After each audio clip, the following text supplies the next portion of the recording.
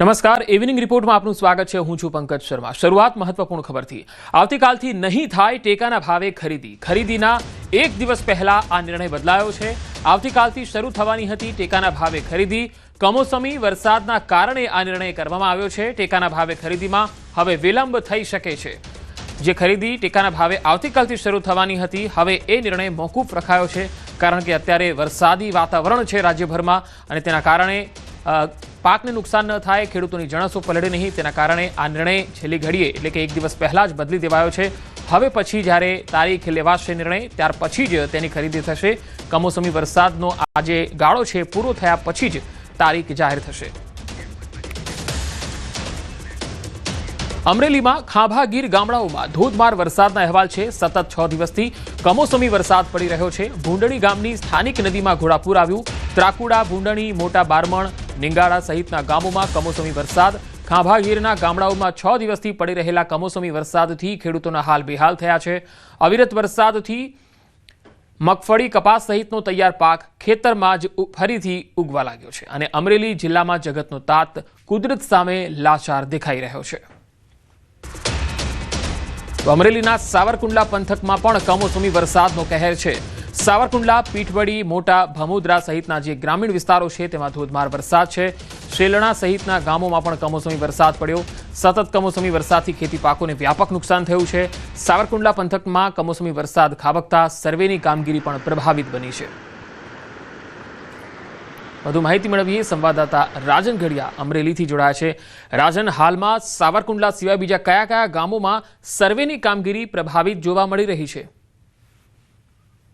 પંકજ, આમ જોવા જઈએ તો સમગ્ર અમરેલી જિલ્લામાં કમોસમી વરસાદે ખેડૂતોની કમર ભાંગી નાખી હોય તે પ્રકારનો માહોલ છે, પરંતુ ખાસ જે સૌથી વધુ પ્રભાવિત તાલુકાઓ છે તેમાં રાજુલા, જાફરાબાદ, ખાંભા અને સાવરકુંડલા।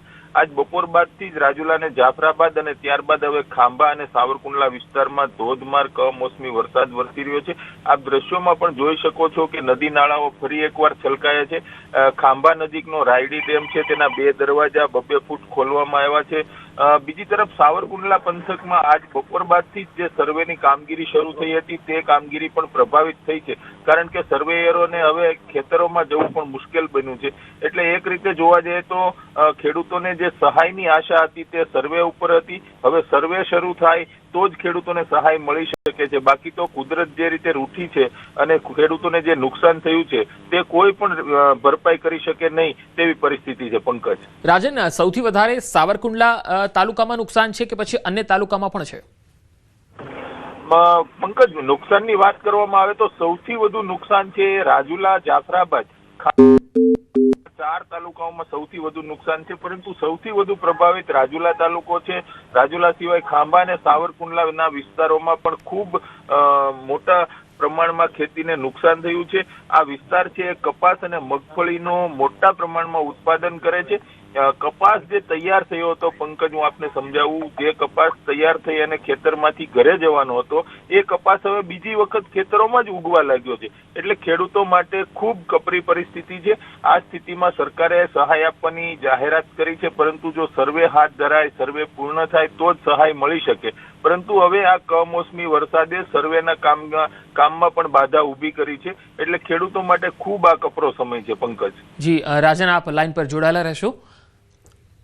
વધુ એક સમાચાર અમરેલીથી જ આવી રહ્યા છે। અમરેલીમાં ખાંભા ગીરના ગામડાઓમાં પણ વરસાદના અહેવાલ આવી રહ્યા છે। ખાંભાનો રાયડી ડેમના 2 દરવાજા ખોલાયા છે।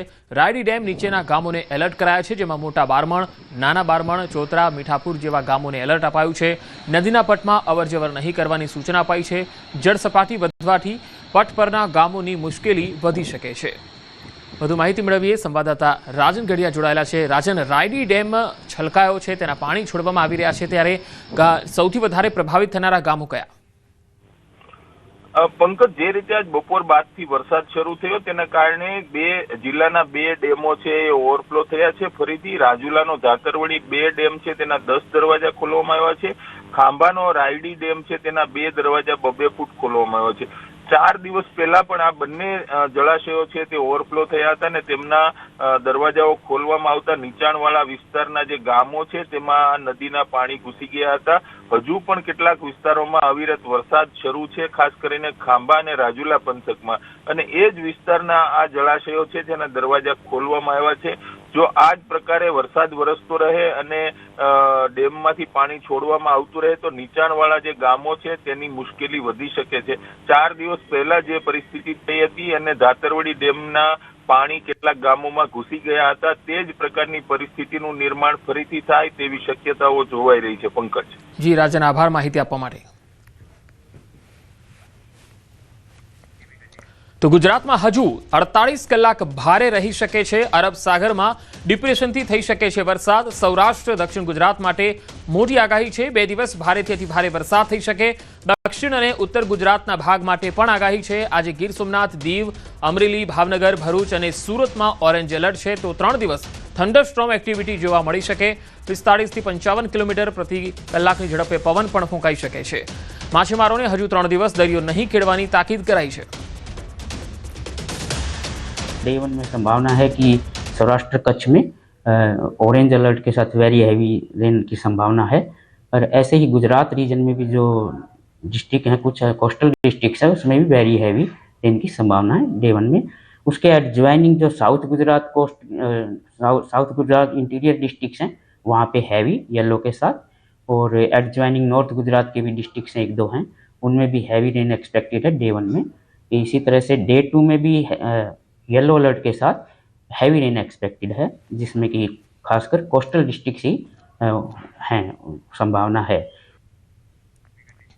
તો પોરબંદર જિલ્લામાં સંભવિત ભારે વરસાદ અને વાવાઝોડાની પરિસ્થિતિને ધ્યાનમાં રાખી એનડીઆરએફની એક ટીમ ફાળવવામાં આવી છે. રાજ્યમાં સંભવિત ભારે વરસાદ અને વાવાઝોડાની આકસ્મિક પરિસ્થિતિને પહોંચી વળવા માટે રાજ્ય સરકારે આગોતરા પગલાં લીધા, જેના ભાગરૂપે પોરબંદર જિલ્લામાં રાહત અને બચાવ કામગીરી માટે એનડીઆરએફ બટાલિયન 6 વડોદરાની એક ખાસ ટીમની ફાળવણી કરાઈ છે. રાહત અને બચાવ કામગીરીને વધુ અસરકારક બનાવવા આ ટુકડી ઇન્સ્પેક્ટર સહિત 30 જવાનોની આ ટીમ રેસ્ક્યુની આધુનિક સાધન સામગ્રી સાથે पोरबंदर खाते स्टैंड बाय रखवामां आवी।